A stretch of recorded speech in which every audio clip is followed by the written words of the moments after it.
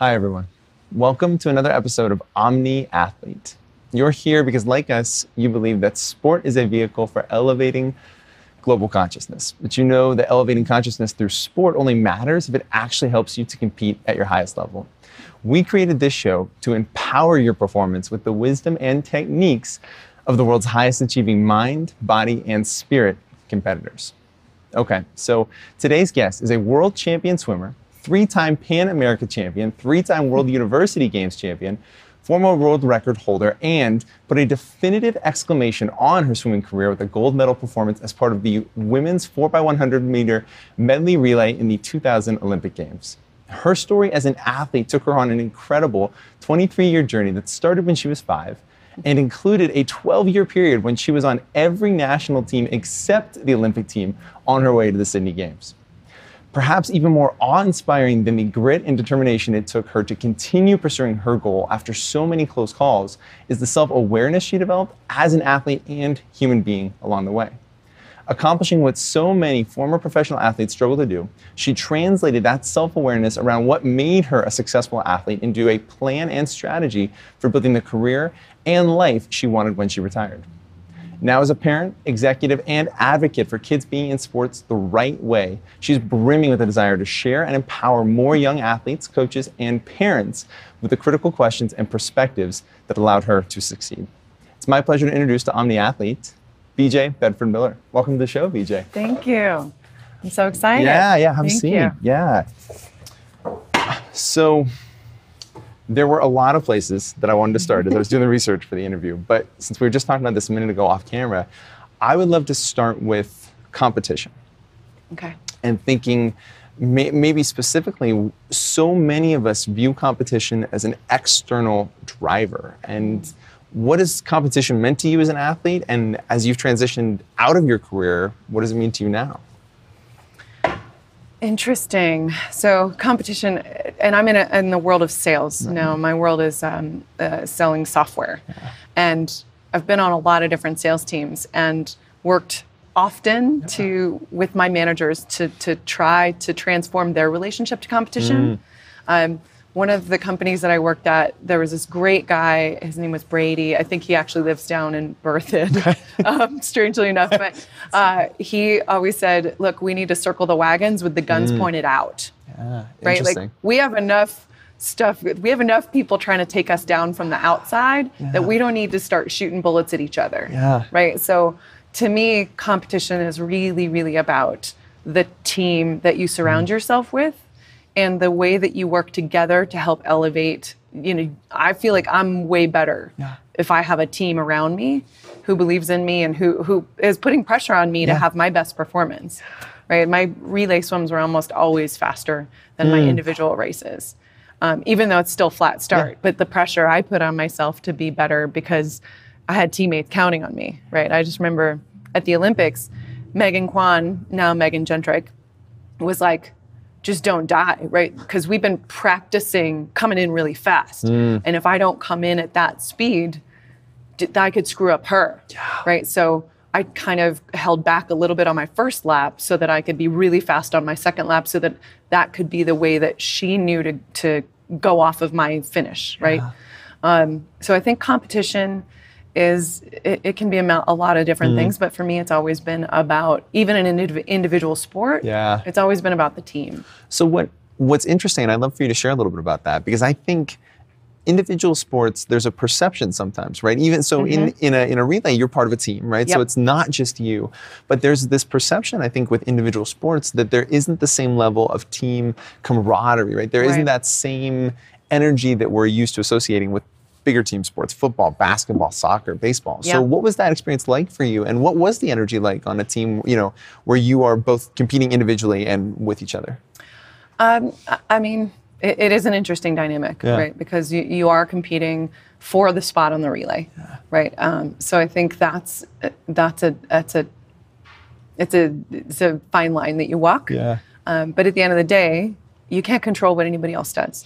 All you can control is your own performance And if you start thinking too much about the performances outside of yourself, for me, as soon as I started thinking about what everybody else was going to do, I was going to have a terrible race. Yeah. And there were a lot of times that I had to remind myself of that, or I had coaches kind of kick me in the butt and remind me of that.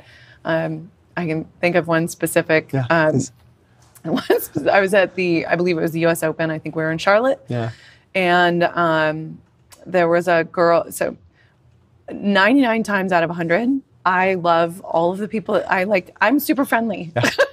I love. I couldn't tell, right? Yeah. Shocking. I love almost all the people that I race against, unless they're mean to me first. There's one person who I just did not like, and she was really good, and she was at the meet, and so I'm like, she's here. I don't like her. Like, I don't want her to beat me. So I start getting all caught up in like, what is this other person going to do? Like, she swims fast in season. Am I going to be fast? Like just going through all this. And then I was like, all right, well, Linda Riker's here and I like Linda. So Linda, I'll swim next to Linda because I know she goes fast in the morning.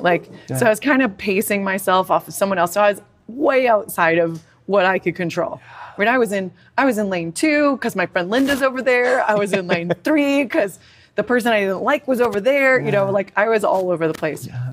And I did prelims and I swam awful. And I didn't just swim awful. I swam awful and it hurt. Like a lot. Like physically, emotionally, just physically. Like it all burned. Like everything. It was slow and hard. And I was like, you gotta be kidding me. So my best time was a 101. I think I was like a 104. And I was like, a 104 should be easy. Yeah. Like that shouldn't hurt. Yeah. What is wrong with me? So I'm like in my head freaking out about all this stuff. And I stalked up. My coach used to always film. So he would film at the top of the stands. So I grab my warm down, and I grab my towel and I walk over there. I'm like, oh, the other part, this is like leading up to the Olympic trials. Yeah. So we have like a few meets that you kind of you're leading up to the Olympic trials. And I had been like getting slower. And I'm like, this is the Olympic year. And as you said, I had 88, 92, 96. I mean, I'd successively gotten better, but I'd missed the team every time after making all the other national teams. And I'm like, I can't be getting slower right now. So this is like a cascade of horrifying, avalanche of emotion on me. And I'm stalk up the stands to my coach, who's South African. And I'm like, am I ever going to swim fast again? Super drama. So I'm sure, I was 27, right? You're supposed to be done with that. Right. No, I wasn't. Anyway, Jonty looks at me and goes, barring a miracle, not tonight. And I was like, oh, so upset. I was like, I can't believe you said that to me. And I just was like, and I kind of just turned around and walked back to the hotel because I think our hotel was across the way. And that was kind of the swift kick I needed in my butt to pull myself out of my head and out of my drama. And Jonty was always really good at that. But I went back to the hotel and I just sat there and I'm like, I can't think about what everybody else is doing. Like what? And I was like, well, I'm going to prove him wrong. Screw you. Right. I am going to swim fast tonight. But I actually just kind of got to a better place mentally. And what I did, and this is the first and probably the only time that I ever did this, but in swimming, you have the lane lines. And I got to the pool that night after just kind of letting it go. And I drew lines, like little walls down in my brain from the lane lines. And I was like, this is my lane. No one else is going to be in my lane. It's just me. Yeah. And I'm going to do better than I did this morning. I'm going to swim faster. That's just all I want to do. I don't care what anybody else does, how fast someone takes it out, what type, I'm not going to be in what they might do. I can only control this, and this is all I'm going to do. And then I got second that night, and I went a 102 low. So it was really a much, much better swim. And my coach was like, what the hell are you doing? But that actually was a real pivotal corner for me. So that was the year that you made the team, right? Yep. That was a pivotal corner for me. I think it was late 1999.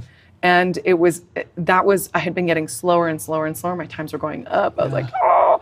And then that one it just dropped, and then it stayed steady and then kept kind of coming faster and faster. So I was leading up to the Olympic trials, getting much, much better. But for me, if I am in anybody else's world, like if I try to I can't live in someone else's brain. Like, it's messed up enough in here. Why am I trying to solve anyone else's problems? So one of the things that I came across in doing the research for our interview, right, is the Athlete's Village, and you know, Yes. on some of the questions, and we'll come back to this, I'm sure, some of the questions asked by these young athletes and parents is incredible, right? Amazing that they have the space to do it, and two, just incredible that a 13, 14, 15-year-old athlete is thinking about these things. But one of the answers that I saw you reference multiple times, right, is that I don't want to be in my own head, right? I want to be out here where it's safer, where people love me. Yeah. So because it's not friendly in here. I would love for you to talk about that, because I don't think so. We as athletes, especially when we're motivated, right, and when we're driven, there is a certain self-narrative that develops, right? And a lot of times the outside world can presume that's only a positive self-narrative, right, because we're performing well. But I think more of us have a negative self-narrative than we really allow ourselves to admit. And so if that's something you could share, just like, what is that like, and why, and what do you do to get out of your own head, right? Yeah. So for many, many years when I was swimming, I worked so hard to convince myself that it wasn't at all mental. Yeah. Because I did not want to go into the black box that I viewed my head as, because I was scared to death that I would find something terrible. I don't know. Like, why are you scared of that? Dude, it wasn't rational, but it was definitely like I was such a happy person, and I'm still a really happy person, but that was really kind of who I knew myself as. And I was really scared that I might find something that would change who I know myself to be, you know? I think that's kind of where it went. And so I didn't want to look. I'd rather not. I would rather just keep it separate. Yeah, keep it separate and think of swimming as something my body can do. Yeah. Which, and we actually talked about this prior to the cameras being on, but I believe that you can never really divorce your brain and your body. And my brain was the only thing I think that ever made me lose. Right? I don't think I ever had. I think the races that I lost because I beat myself. I don't think I ever lost a race because somebody was better than me. Yeah. What do you mean by that? I think that I all I can control is me, right? So I mean that I'm the only person that ever let myself lose, right? I feel like I had the ability to win every race. And I don't know. I mean, maybe that sounds cocky, but I kind of believe that in the world, I had enough talent. I worked my butt off, and I had, world championship medals and Olympic medals and national titles and all of these things. So I knew I could do it, and I'd beaten everybody before. So I had the evidence. Yeah. I could do it. It was just whether or not I could get out of my own way enough and not sabotage myself. Because I was really scared. I had a conversation of I'm not good enough in my head that I kind of grew up with or decided at some point. So my whole world was set up to either be good enough or not be good enough. Because it was always, well, how about no? How about no? In my own head, even though I was like, la, la, la, la, that doesn't exist.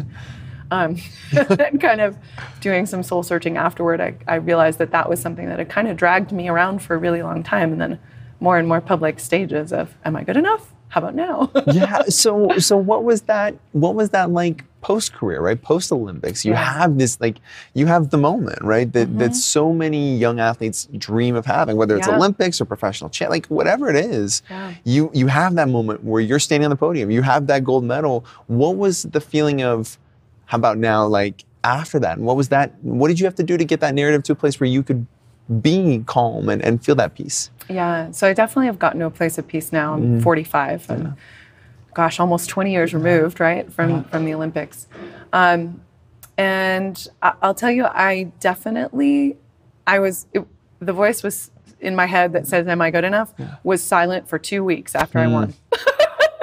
Wow. So it was 2 weeks, and then I was like, actually, I wore the medal every day. Yeah. I slept in it. As you probably should, right? Yeah. Right, for 2 weeks. And then I was like, okay, I don't want to be that guy anymore. I don't want to just be, hey, you might remember me from the Olympics, right? And there was a period of time where once I did achieve that goal, after those 2 weeks, and I was like on cloud nine, I was like, yay, I won the Olympics. I'm the greatest.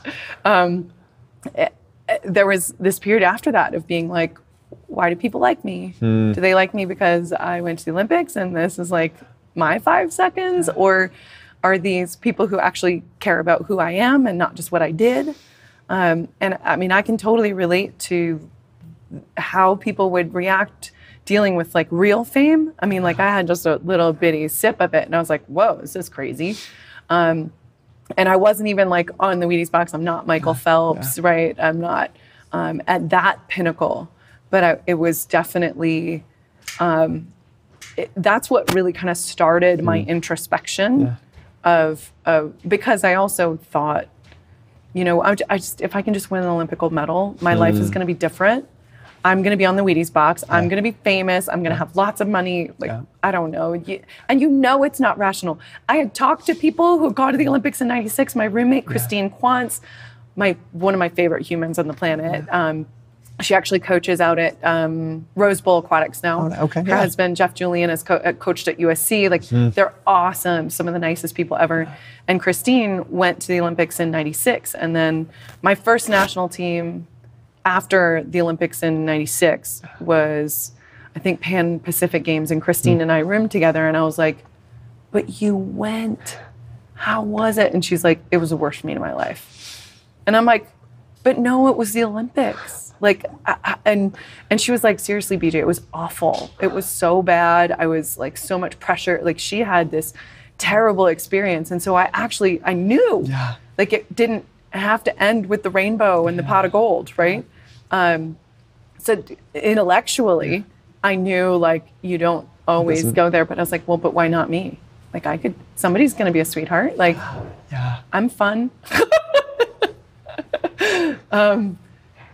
Intellectually, you know, but like in my heart, I still just wanted that dream so bad. How many of us as athletes at any level, right, have that goal become that moment, right, where it's so rare. It is. It truly is. And where we wrap our identity around, if I don't achieve this, what am I? It's worthless, right? And I had really experienced that because in '96, I went to the Olympic trials and got 3rd place and shaved my head, which was also not a good choice. But, you know, I had then come home and it was like, oh, you were almost there. You know, it wasn't, and I had dedicated all this time. And I mean, I was at that point 23 and it felt like all this time, right? When you're 20, it's not like going in the job market when you're 23 is going to wreck you because you didn't start when you were 21. But at that point, it was, you know, it was all like everything was kind of piling on because I didn't make the team and I'd been training. I took 2 years off after college from like working, which took me a while to get into that anyway. But, and then to take those 2 years where other people were off getting jobs or internships or like, I felt like I was losing time. Sure. And if I didn't get to the Olympics, I wouldn't have a story to tell, right? I'd just be one of those no-hopers, right? No, I'm doing it, right? Like, and to me, like that was, I just put so much pressure on myself. And if you can't say, I made the Olympic team in swimming, it doesn't matter. Right? And you can be a great athlete and make the world championships. I have 2 gold medals from the world championships. And that didn't matter. You know, it was, well, you didn't make the Olympics. And maybe that was just me, but it was in my head on play, you know? I keep coming back because 12 years of being so close, right? I mean, like it's incredible. And to know in that moment, like to have the pressure too of knowing you aren't getting younger, right? Like, and this, I think for a lot of athletes, we go through this. And there's only one Dara Torres. Like, and just the one. I'm not going to be doing that. And there's like, just this notion of, okay, everybody else is doing something with life. And here I am in this moment. I've got this goal. I'm pursuing it, but I don't have any evidence to show that I'm getting closer to it necessarily, right? Like, not any different evidence, right? I mean, what was, can you feel or think back to, like, was there a moment where you said, I'm going to give it one more shot? Like going from that, after the 96 games, what was it that said, that made you go, I got to do it one more time. I got to go through this one. I have to give myself that chance. So this is actually a really funny story. After 96, I got a thing from USA Swimming that said, if you're interested in the resident team, check this box. I thought I was getting a newsletter. And I'm like, yeah, I'll just, all right, send it back. Be a good way to keep up with what's going on. Right? And then I went back to my bartending job. But I get a phone call 2-3 months later from Jonty Skinner, who was my coach at the Olympic Training Center. And he's like, well, I'd like you to come try out for the resident team. And I'm like, I'd put on 15 pounds and have been drinking rather heavily to drown my sorrows. Still looked like a tennis ball. Like, it was not awesome. Yeah. I was like, oh, but I had moved back to Austin from Florida, and my relationship for a guy I was dating, it wasn't going that well. So I was kind of like, well, what if I got to lose? So at that point, it was, if I'd landed like a great job and was kind of like on my way, it might have been a different conversation, right? Yeah. But I was tending bar. I was not happy, and I'm like, all right, so I'll just go and I'll check this out. I might even not decide to do it. And so I go there and I swam with Jonty we did 4,000 a practice for 2 weeks. We had 2 practices a day, 4 days, 5 days a week. Okay, so after that, after the 2 weeks is up, the last day, Jonty has me come into the office and sit down, and it's just like this. And he's all, why are you here? And I'm like, well, yeah, things aren't so good, right? Like, the options are, seems okay. And he's like, well, do you want to go to the Olympics? And I'm like, this is like, it's still fresh. Like, I'm still bleeding, right? Yeah. I'm like, well, yeah. I'm like, yes, I want to go to the Olympics. I'm like, it's been my dream forever. Yeah. And he goes, well, I'm a sucker for a dream, and I think I can make you better. And I was like, okay. And then he goes, I want you to give me 4 years. And again, like it's still so fresh for me. Yeah. I was like, I'll give you 1 year, and we'll see how it goes. Yeah. Right? If it goes well, and I start making teams again, maybe I'll give you another. But I was like, I can't promise you 4 years. Right? Like I was like, and I made the Pan American Games team or the Pan Pacific Games team with Christine, where she was my roommate, like right out of the gate, like being there 2 months, and I made it in the 100 free, and I was like, what? I don't know. I guess maybe I'm a freestyler, right? I've been backstroker forever, but I was like, well, they take 6 people in freestyle. Like, this could work out. But I made the national team. I made the national A team again within 2 or 3 months of swimming with Jonty, after taking significant time off and kind of beating myself up. And I don't know that was I know it was a pivotal moment in my career, but I was so gun shy. Like, I just couldn't say, like, I'm going to put all my eggs in that basket again. So one of the things that I've heard and just in listening and reading more of the, just the way that you've talked to some of these young athletes, like, you focus so much on the process, right? Yes. Like on being, and that's what you do in your work too, right? Yeah. Like, it's these small steps can get us closer to our goal if we can really focus on remembering that sometimes it's just that next step. Yeah. Do you feel like, reflecting back on that moment, did something shift when you said, I'm going to give 1 year? I'm just going to make this, like, it's going to be 1 step instead of 50. Was that part of it all, or? I think it was all I could stomach. Yeah. Right? Yeah. There's, again, so many things in my head going on about, like, my career maybe, walking away without me. Yeah. Is this something, how do I protect myself from the fall again? Yeah. And I just couldn't, like, I was 23 going, I'll be 27. Yeah. That's a long-ish time when you're in your 20s too. And it's like, when you're in your 20s, that's all there is. You're like, this is my whole life. It's very dramatic.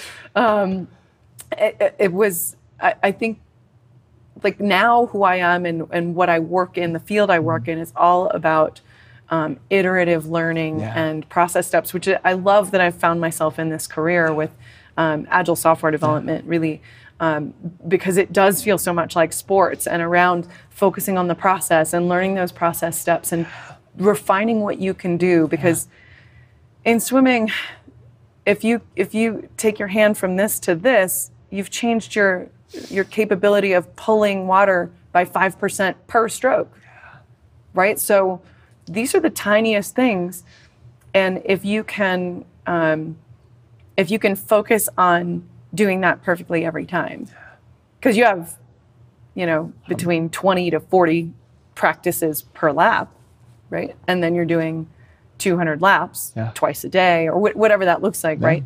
That becomes 10,000 really quickly.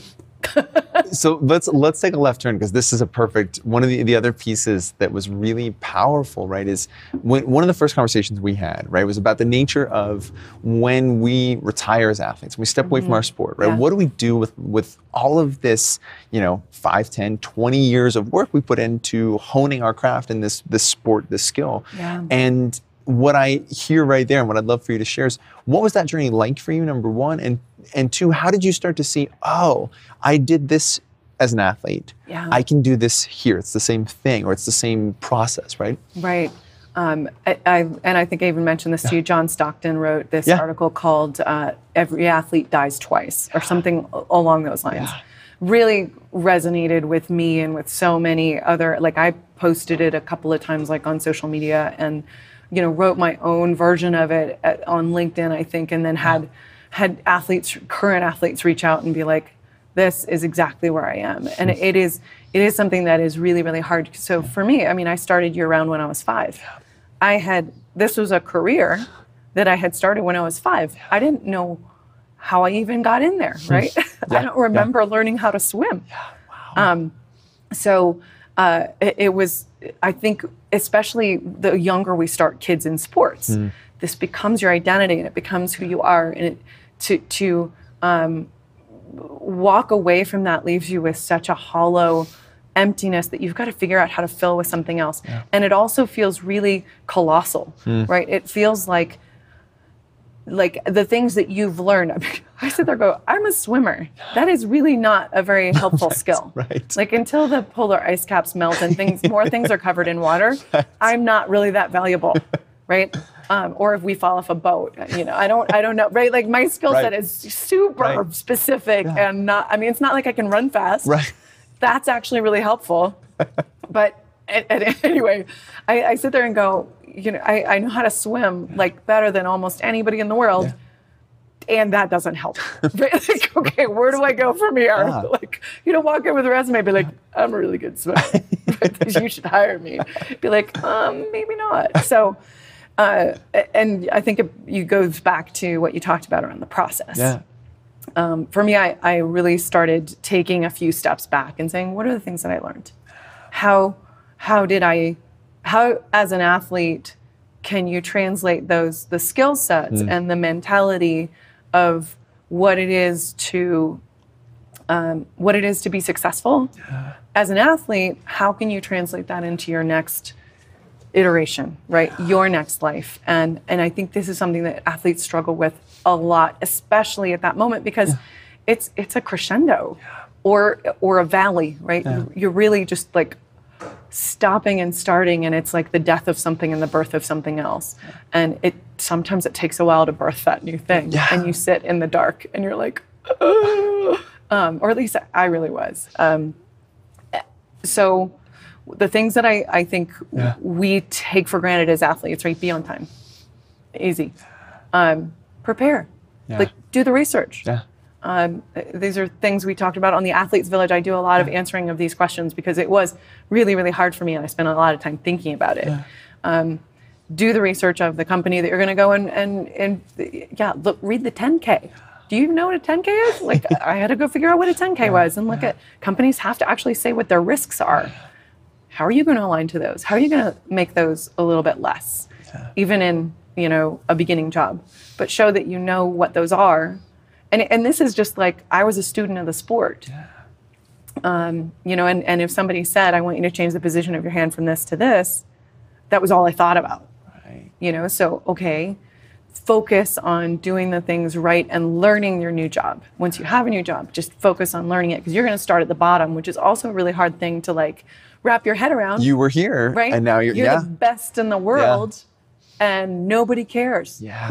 Right? Everybody cares every 4 years when you're actually wearing the tracksuit, right?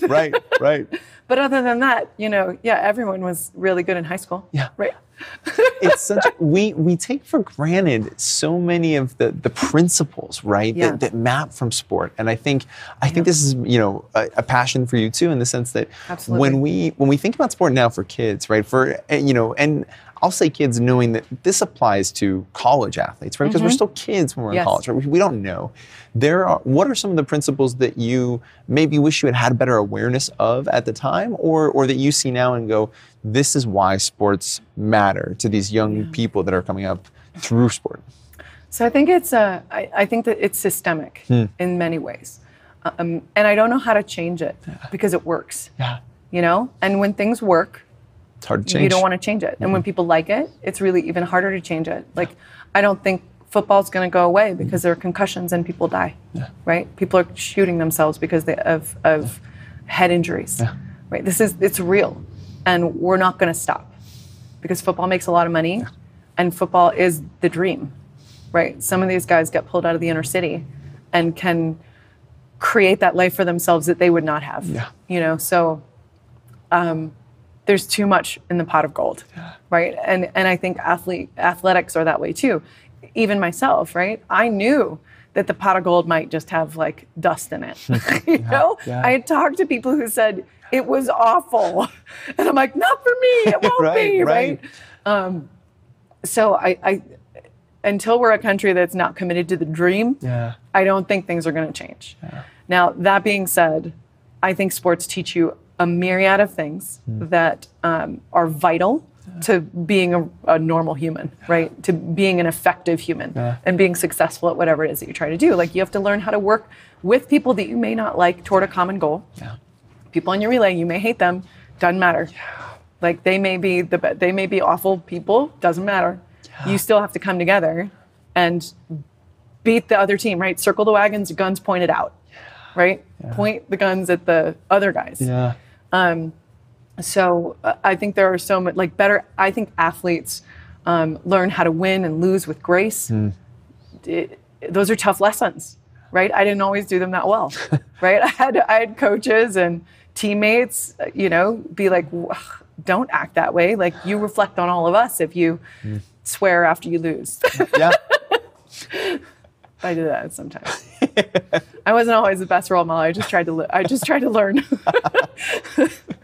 But I think you do learn a lot, and these things aren't things that you put in bullet points on your resume, right? These are characteristics of someone who can translate that success and someone who's got incredible focus and drive. And you don't have to be an Olympic athlete to get that. Right? You can be a high school athlete who learns these lessons. You can even be an age group athlete. You can be a master's athlete and learn these lessons for the first time.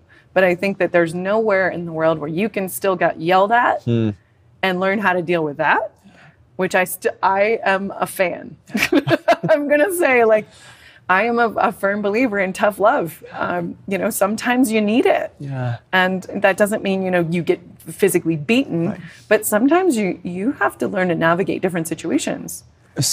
So this is really interesting, because one of and we keep coming back to this, but I think it's fantastic. So one of the questions in the Athletes Village that you answered was a young athlete, I think a female athlete, 13 to 14, who was asking, I'm having trouble with my coach, right? The relationship.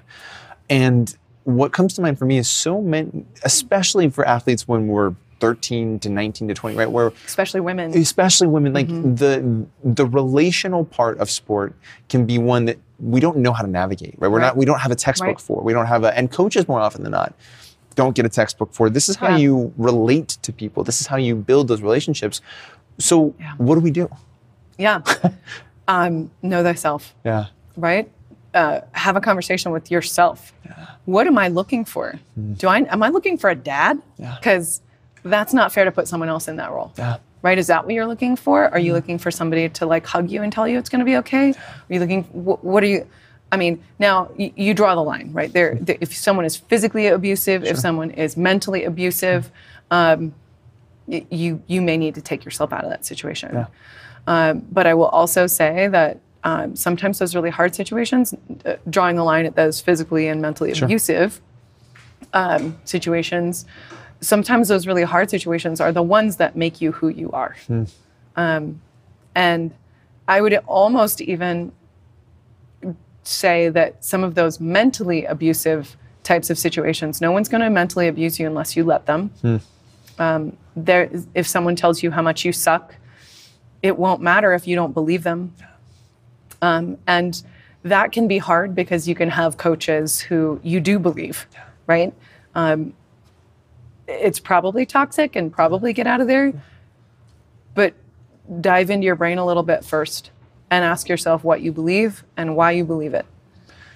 There is, and I don't know if it happens, I think as soon as, from the time we can talk, this happens. But as we go through the major shifts that for men and women that occur from 10 to 20, right? But we project so much of what we are either searching for internally, what we are looking for, what we don't have, or what we feel like we don't have, onto the world around us.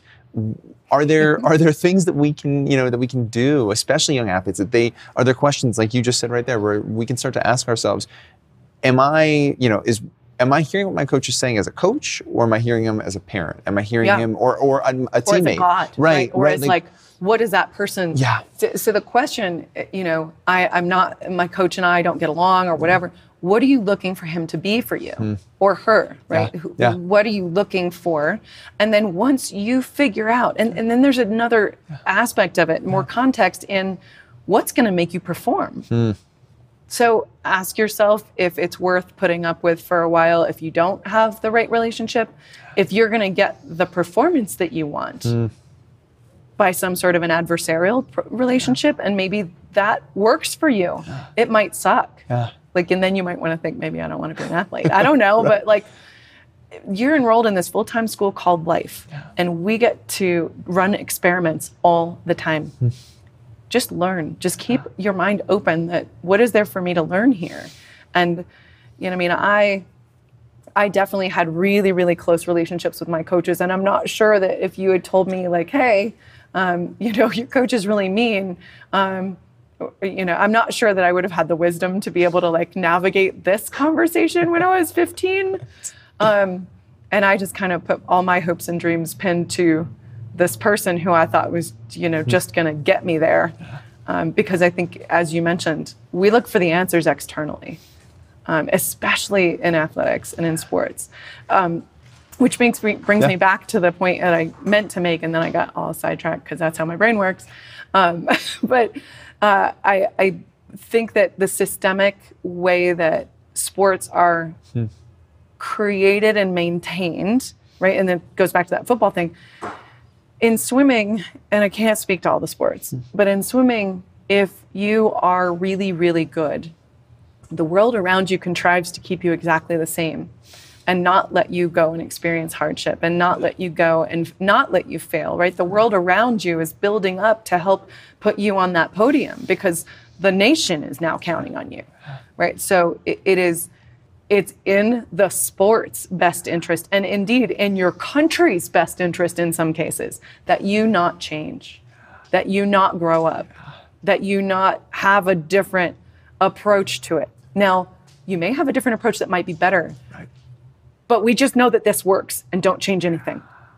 So I'm getting goosebumps right now because one of the, we talked a little bit at one point around how growth and being coachable are these at times almost at odds as an athlete, right? To be coachable, it may feel like I have to let myself sacrifice what I'm intuitively feeling is my next step of growth, right? And then when I transition out of sport, how do I maintain that growth mindset and know that sometimes what I'm being asked to do isn't in my best interest, right? Or what? So I guess the question, what comes to mind here is that was super energizing, BJ. What comes to mind is are there things as an athlete that we can do, or even just as a person, right, as a human being, where we can start to feel am I trying to grow because it's the right thing for me? Yeah. Or am I trying to do something because the world is saying, be this person? Yeah. I think that's a line we have to walk forever. Yeah. And I don't know that there's an answer. Yeah. And it's, I think, the answer that you have to come to yourself. And I think I know what you were asking about when we had talked originally. Yeah. I think there's a dichotomy between the athlete who's like, never give up, and then the athlete who's like, this isn't working, I gotta go, right? When I was at my last role, there was a person there who had been a Stanford baseball player, and he was miserable in his job. And he was an engineer, and he was a sales engineer. So if you're a sales engineer, you get partnered with a sales rep. His sales reps kept leaving, right? Not enough opportunity here. And he just stayed. And at one point I was like, man, what are you doing? Yeah. And he's like, I'm going to tough it out. Because as an athlete, we're taught never give up. Yep. Yeah. Just one more practice. You're only as good as your next meet, right? Yeah. So I think he was kind of cutting that. And I learned, for me, if things aren't working, I got to go. Yeah. But I also think, I think the balance has got to be somewhere in the middle, because I don't think that I always give things enough of a chance. Sure. Do you think as athletes, that's maybe one of the, I don't know that it's a good or bad thing, it's just the nature, because we're so used to constant feedback, right? Yes. And that ability to say, okay, today I was either a little bit better than yesterday or a little bit worse, but I know tomorrow I have a chance to make myself better, right? Yes. And so I wonder at times when we transition out of sport, our fuse, I guess, is shorter sometimes, because we're so used to being able to get that constant feedback. And if it feels like we're not, maybe we're quicker to move than most people would be, right? Or I don't know. Yeah, and I think it's gonna depend on what you've taken out of your sport. Yeah. Right? If you, and maybe this guy had, competed for, I mean, he did all 4 years at Stanford, and I mean, I did all 4 years at Texas, but, maybe he'd had the same coach for a really long time, or I don't know, maybe like consistency was more the lesson that he learned. And for me, the lesson, I grew up in Hanover, New Hampshire, right near Dartmouth College. So when I was growing up, we always had a different coach every 2 years, because the coach would be a member of the swim team, and then it'd be like a freshman who would be the assistant coach for 2 years until then they'd be made the head coach, and then a new freshman made the assistant, and that person would be the head coach, and then 2 years they'd graduate. So we had this, like, most of the time we had a site until we had a gentleman named Roy Coates, who coaches now at Northeastern, and he's awesome. But he was probably the first coach who stayed. Wow. And got me to the Olympic trials in 88. Oh my God, so old. But so maybe the lesson there is consistency would be better for me. I don't know. But, I think I did some kind of hopping. And for me, that was kind of a successful thing. And, for other people, don't quit, don't give up, So I think it depends on what lessons you're going to take from your sport. And it's so funny, because we're given all these lessons, and sometimes they're at odds. Yeah. And it just depends, I guess, if you are enrolled in a full-time school called life, and these are your experiments, what one works for you? And if you figure that out, then you can apply that to the way that you approach things and the next steps. Wow. The self-awareness there, right? Wow. It's super energizing, BJ. This has been absolutely incredible. Before I ask my final question, where can these guys go if they want to connect with you online? Yeah, so one of the best places is actually the Athletes Village. So theathletesvillage.com. A friend of mine, Mark Henderson, 1996 Olympic swimmer in the butterfly, he and Brian Jones, who was a swimmer at Texas with me, they came together and created this site where kids can ask questions, adults can ask questions. One of the things that I love was there was this person who posted a question, said, what good soccer drills are there for juggling, right? I think it was juggling. Maybe it's not. I don't know the names of all the soccer terms. Sorry, football, World Cup. Right. All right. And then Julie Foudy answers and says, if you want to do like juggling, my record is 2,000 without dropping the ball. Beat that. And I was like, that's awesome. So that's a great place. I'm on LinkedIn as well. I'm on Facebook, and I'm not on Facebook that much. I kind of too much crazy political stuff. I try to stay away from it. But no, it's you can connect with me kind of all over the place. Awesome. Okay. So our last question, this show is called Omni Athlete, right? And the idea behind it is to understand what it takes to be the ultimate mind, body, and spirit competitor. So our last question is, what does it mean to you to be an Omni Athlete? Well, what I think it means to me is really maintaining the self-awareness to consistently, continuously improve. And to, as an omelet, I just had breakfast. An Omni Athlete, I think, is somebody who can look at a horizon goal and figure out the little things that you can do every day to get there. And the horizon goal is being the best you can be. Wow. BJ, thank you for being on the show. This has been incredible. Guys, go reach out to BJ on the Athletes Village. This is a total plug, not even for Omni Athlete. Like, just go connect with that community and connect with BJ, because one of the things that you will recognize so fast is that there are so many people out there like BJ who have experienced performance at the highest possible levels, and they want to share. You want to share. You want to help these, if you're a young athlete, if you're a parent, how terrifying is it at times to have a 13, 14, 15-year-old son or daughter going through sport and not knowing what to do? You can reach out to BJ and ask, what do I do? How do I manage the relationship with my coach? Just dive into her world and understand there is so much you guys can learn from her, and so much she can open up to you as an athlete, parent, or coach. And until next time, guys, thank you for watching this episode of Omni Athlete.